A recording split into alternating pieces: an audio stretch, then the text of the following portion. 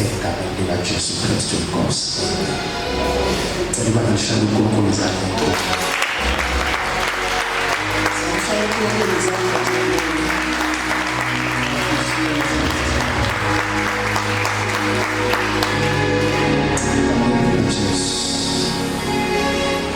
Asithathu sibingelele baba, sibingelele mama, abantu abasha. Sunday school.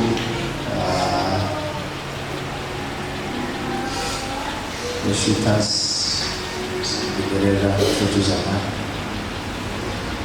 Abazali bonke siyathandaza ukubingelela egameni likaJesu Kristu inkosi. Amen.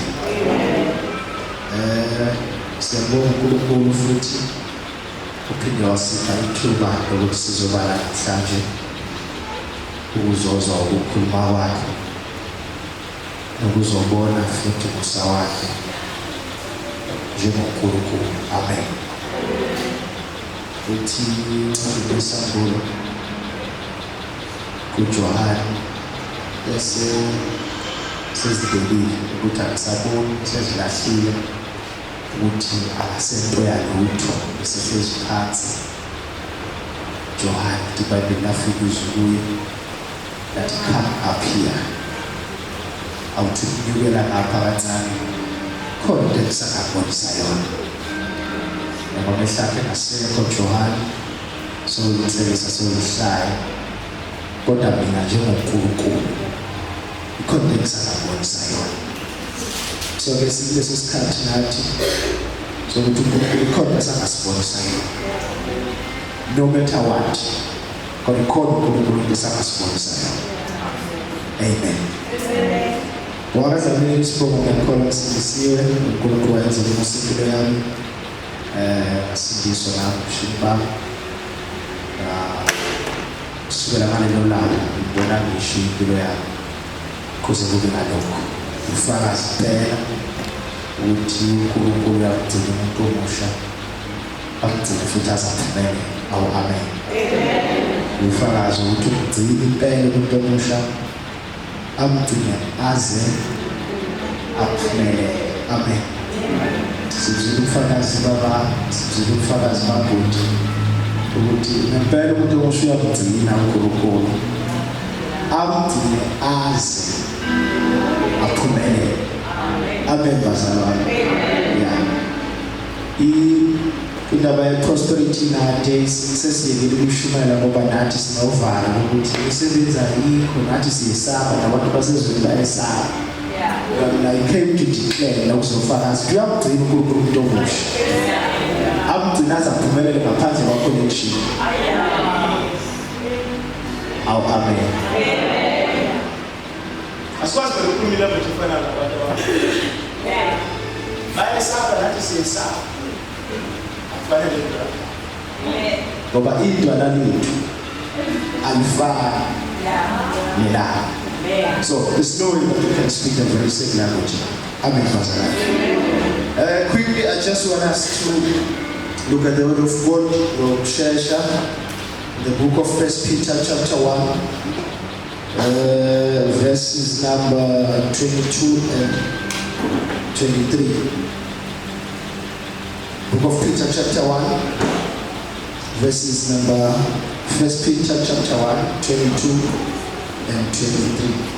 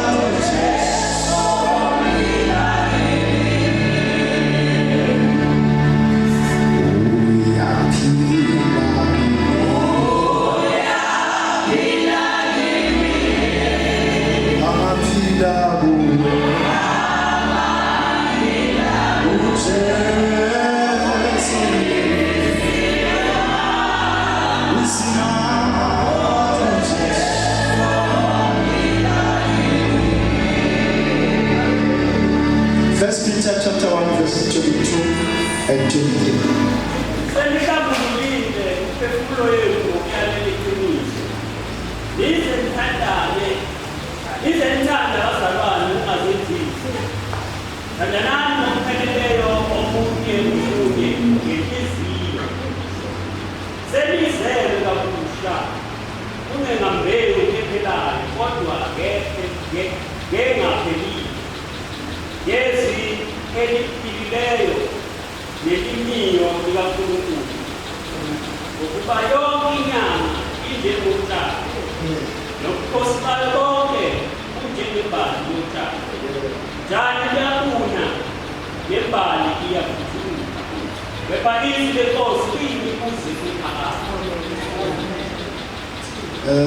Thank you so very much. 23 NLT.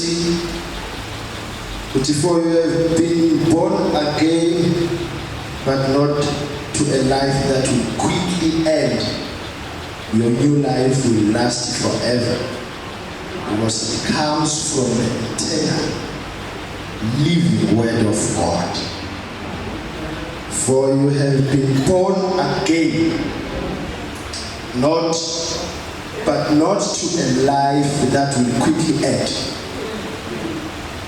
Your new life will last forever, because it comes from the eternal, living Word of God. Because it's supposed to be liar, ibandla lonke lithi amen.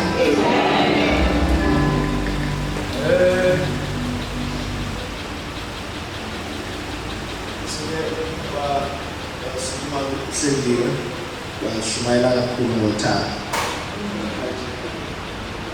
Seqedile sendile ngothando. Shumayela kakhulu ngothando. Cishe ngashintsha ivesi sendile. Lokukhuluma ngothando ngithi akake phela. So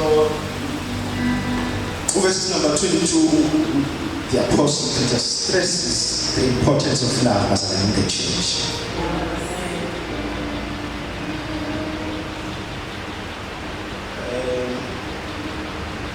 Ukhuluma ngokubaluleka kokuthanda nabazalwane kuverse number 22.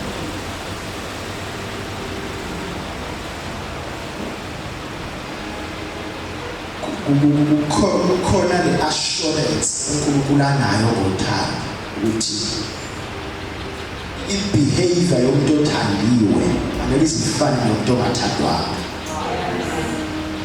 Behavior yomuntu experience uthando angeke isifane nomuntu ongakaze experience uthando. I-response towards izimo kumuntu oyewa experience uthando noma ngaze experience ngeke usifane. So stress ukuthi mangena thina la kahle ningabazalwane, thandana kahle ningabazalwane, uthi akekho noyedwa kini oyolahleka, uyothi sekulahlekile acabanga uthando lwenu.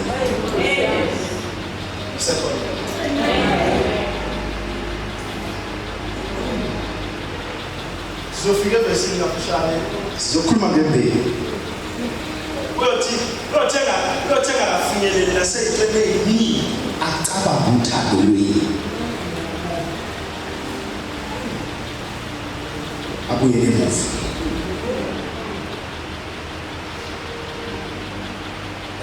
Recently besikade sitheni khona umuntu oshutha labafutha abahlala emgwaqweni bakhuluma izinto abashakathi. So useshutha omunye wenza ivideo yakhe. Usiyachaza lo muntu uyachaza ukuthi ngangena into abashakathi yazi ha. Usethi-ke kodwa kusukela manje after this kuyagoduka ngekhaya. Uthi masiqede kwenza le shooting ngiyasuka ngekhaya. Thina sebenza njani kwaphela i-process ithi after la uye-rehead ukuthanda mangisuka la yini uthi ayi ngingasho ukuthi ekhaya ngiyathanda. Ngisho ukuthi ekhaya ngiyathanda. Sithi at least asiqale ebathroom somewhere ugeze uthi no ufuna ukufika ngisho ekhaya.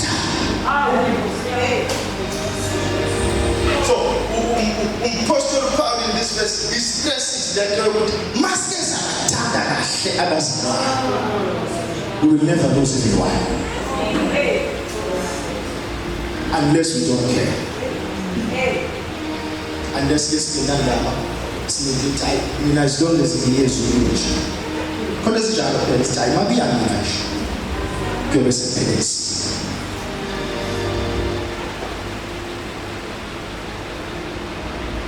Amen, Pastor. So when the Apostle Paul in the First Corinthians, ufike kulabazalwane baseKorinte wa emphasize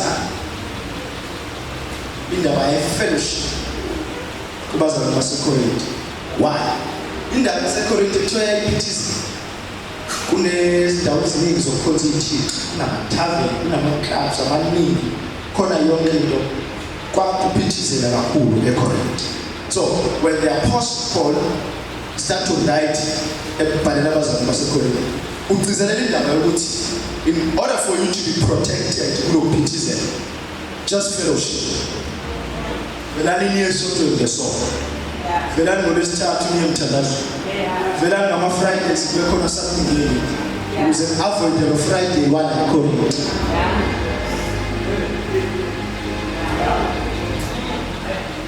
Kukhona uFriday waseKorinte othanda ukuba ingozi kuyini. So ukuze avoid the Friday odidisayo velani niye esontweni. Uyothufisa kodwa uyobulala. And bayoshiya vese ayisekho yenza. So ukhuluma lezo zinto kubazalwane baseKorinte sesifikile bazalwane. Ukhuluma lezo zinto kubazalwane baseKorinte the importance of fellowship. Baze ke bacabanga ukuthi into ebalulekile ukuyohlanganyela. So mangihlanganyelile ngiqedile. Noma ngathiwa kunjani as long as ngihlanganyelile ngiqedile. Ngoba kusho ukuthi into ebalulekile ukuyohlanganyela. Kanti that fellowship the Apostle Paul was speaking, the fellowship the yethu ezabazalwane. Number 2, that fellowship with the Holy Spirit.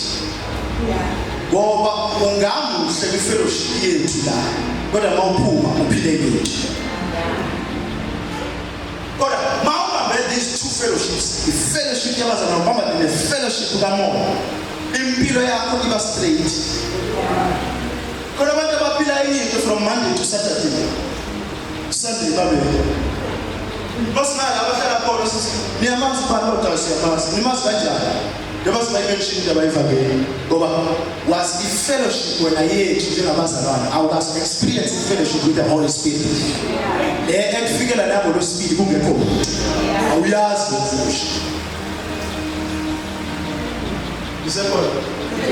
so the Apostle Paul started to teach them the importance of fellowship. Ukuthi lingenzeki iphutha lokuthi ningabi nayo inhlanganyelo kubazalwane. Number 2, ningabi nayo inhlanganyelo kaMoya. Ngoba lento ebinayo iyodeleleka maphepha kanjalo. So ke la sifunda khona sifunda ngo Peter. Ukhuluma language kulabazalwane yokuthi they must take care of the seed that is planted unto them. Isekhona ukuthi banakekele imbewu efakiwe empilweni yabo. Amen. So indaba yembewu ihamba indleleni mawuyifunda the book of Matthew ifika uJesu echaza njengento that is suitable for anyone. Number 1, ubona indlela asho ngayo of the book of Matthew 14 uthi wenza umfuzise umfanekiso. kwakukhona umhlwanyeli. Sebenzile abasemakhaya. Kwakukhona umhlwanyeli. Makuthiwa uyahlwanyela. Awunendaba. Nokuthi uwelaphi.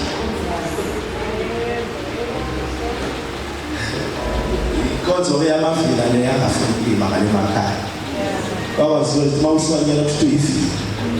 Kufanele ulinde kulinye utshali line uyoshona nomntakazi. Ata ulimi uyobona abasebenzi. So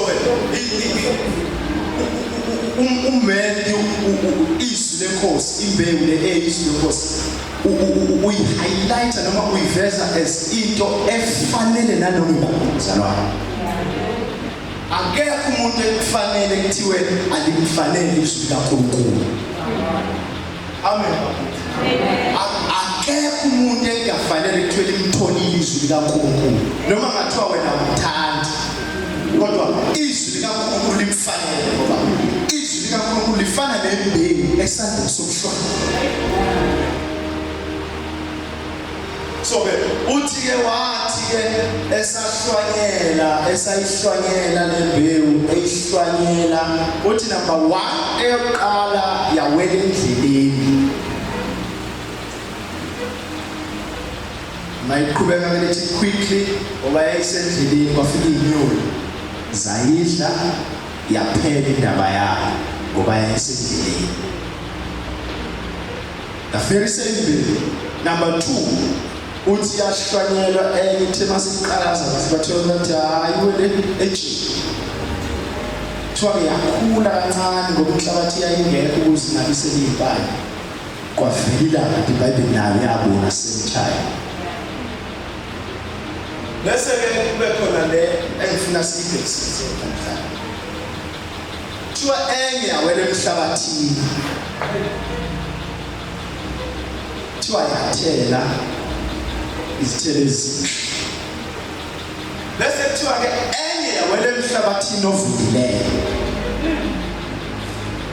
Kuthiwa leyo yathela izithelo ngamakhulu. Iyonke imbewu. Ingakahleki bazalwane. Iyonke imbewu. Ukuthi iwele ezindaweni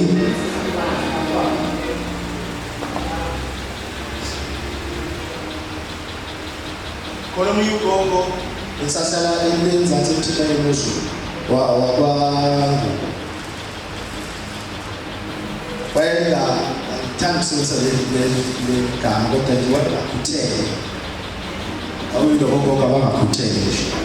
Phela abantu abangakhuthele nje bakithi. Angifisi ukuthi bayini kodwa nje thothi abakhuthele kahle. Abathandi nje hayi. Angathi ngenza umunye. So she was like that. Hey, wena ngakhuthele lokho wathi mawafika kuthiwa inkomishi. La emsamo wathatha nana inkomishi. Engakuli nje futhi engenamadolo. Cha right kodwa ubona ave ngakhuthele bakithi. So khona indawo ngakithi kuchika amadolobha la nje. Dayisa imbewu, dayisa zonke izinto ze-agriculture that you can think. Hayi kubatshazwe especially ukuthi kunembewu engiziphelele lapha emadolobheni. Nawe uyoyibheka. Hayi aphuthume lapho ayobheka abuye naye. Bamtsheleka bazi ukuthi lalela before utshale le mbewu. Bika sekhona bazalwane. Before you child,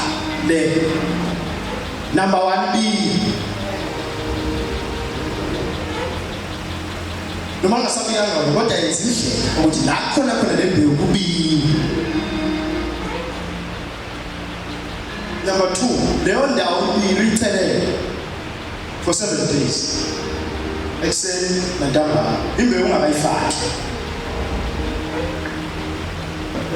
Ngomsombuluko after 7 days usuka uvula imisele uyitshala. benza njalo abanye wathi yena ngoba kuthiwa iyamila ubibatasi wathi wavilile ngizayitshala mina lapha ecelelanga ngabiyanga mangabiyanga yo mina phela lana ekhaya unless ngikhethimise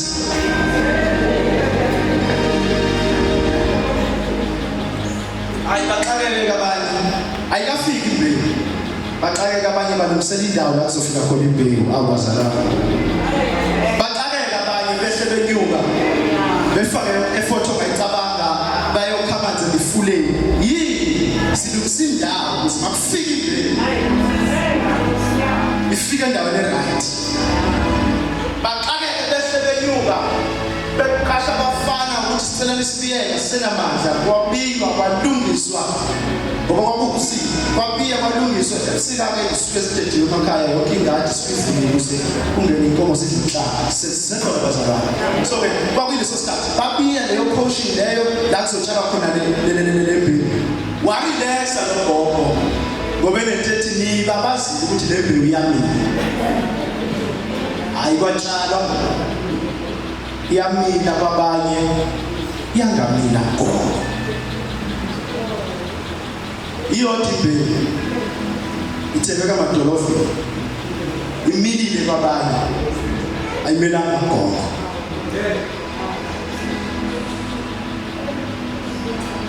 sekuyabuzwa-ke ukuthi gogo kanye wenza njani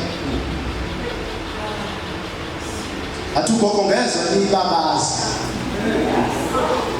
ngayitshala ayimilanga lapha ekhaya kwathiwa noke kubele emuva ngethani gogo wabiya yini athi gogo angibiyanga okay wamisela yini at least gogo ukuthi ugogo angiselanga mind you kudediwe isikomo ziyanyathela ziyadla ziyalala ziyavula kodwa khona ufuna ukutshala endaweni njalo watshala yangamili imbewu wacomplain ugogo wathi le mbewu yakamadolofeni ayimili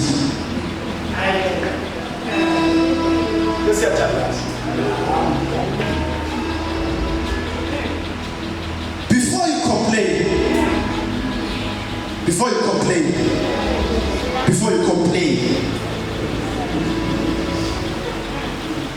double check ukuthi le mbewu iwelaphi double check ukuthi le mbewu itshala endaweni enjani ngoba it might happen ukuthi ayimili kanti nawe ayikho into yenzile ukuyinakelela it might happen ukuthi ayimili kanti nawe uyiyekelelile uyibiyelanga ngalutho bakuthi lala uyalala bakuthi vuka uyavuka bakuthi phuma uyaphuma kodwa uyazazi ukuthi nembewu ephakathi kwayo. So before you complain you have to double check yourself ukuthi so ke wenzani to take care of nembewu ngoba ayimili noma ikuphi sesizwendaweni eyiningi abantu bethuka nembewu abantu bethatha kancane nembewu bethi nembewu ayimili double check ukuthi la mantshale khona kunjani uthi uDavid mayeseyibona ukuthi itshaliwe kuye lembewu kodwa inhliziyo iyayiphazamisa ayimili uthi create a clean heart in me ngoba ngiyazibona ukuthi nginembewu kodwa futhi khona inhliziyo engcolile khona lapho.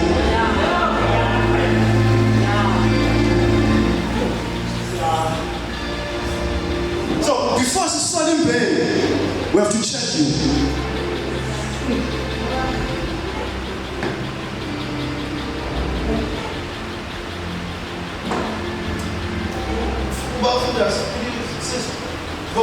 Ofuna verse number 1 1 Peter la besifika khona. Seyiphonsile imbewu labazalwane. Seyiphonsile uphetho laba yabo uma. Verse number 1 shasha. Petro apostol wa Jesu Kristu. Ngoba isihambi abashaka. Yes. Abashakazekile. Yes. Enkolo. Yes. NaseGalatia, naseKappadocia. Yeah. NaseAsiya, naseBhitiniya. Ekhethiwe ngokwazi phambili kukaNkulunkulu. Okay, verse number 13. Yes.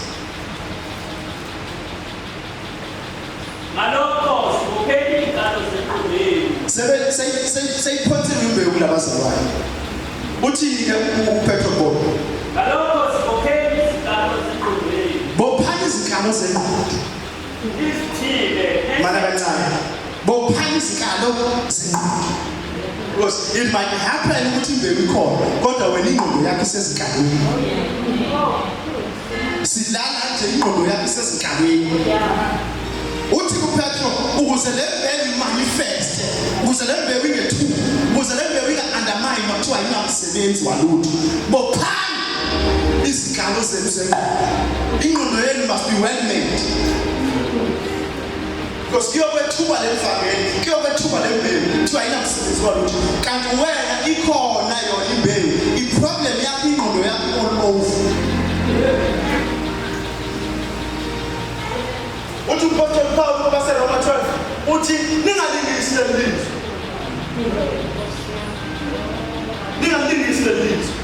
uthi makwenziwe njani uthi masiguqule isimo sengqondo yenu yenze ibe yintsha ngoba awukwazi ukucabangisa komuntu ongakhona ukhona izikalo zengqondo must be made. Number 2 nizithile yini ukuzithile ngoba abantu bayibambanisa lokuzithile ukuzithile ukulithola ithuba sizwana bazalwane ukuzithile ukulithola ithuba ngoba khona abathi bazithibile kanti nethuba bakathuba singayilandela kahle njalo indaba yabo zobona kwayithuba lila likamveleli kahle manje ke ukuzithiba ukulithola ithuba bazalwane nokuthibela yabona ukuzithiba ukuthi livelele mamphunga sithuba livelele lonke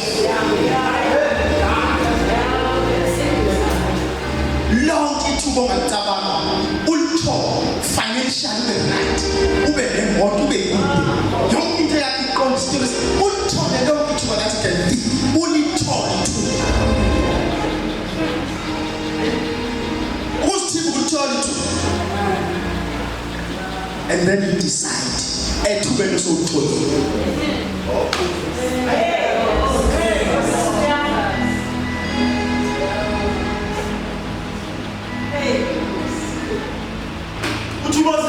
ukuba bekuyangami mina ngabe ngihlezi phezulu esihlalweni sobukhosi uthi kodwa ngikhethile ukuhlushwa kanye nabantwana bakaNkulunkulu ithuba nami lokuyohlala phansi but I chose ukuzithiba ulithole ithuba bazalwane ulithole lonke ithuba thatha isinqumo ethubeni olutholile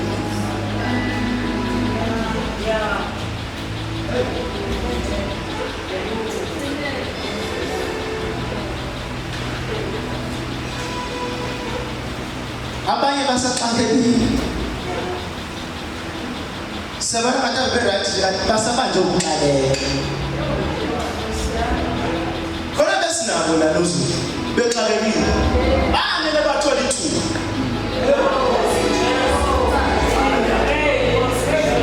khona besinabo labemila benzelela imithandazo yemisebenzi la kuthiwa kuPhephosi bapheka banye bayithola imisebenzi bathola ithuba bapi namhlanje so ukuzithiba ukuthola opportunity to make sin where there's no one can see and decline that chance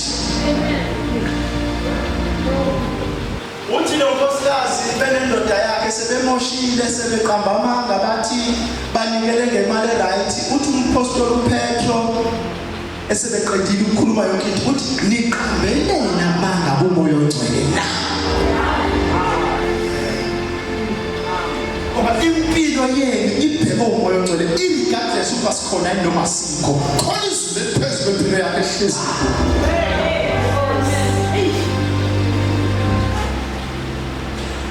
uJosepha washiya ibhanji ithuba elithole lonke walishiya ibhanji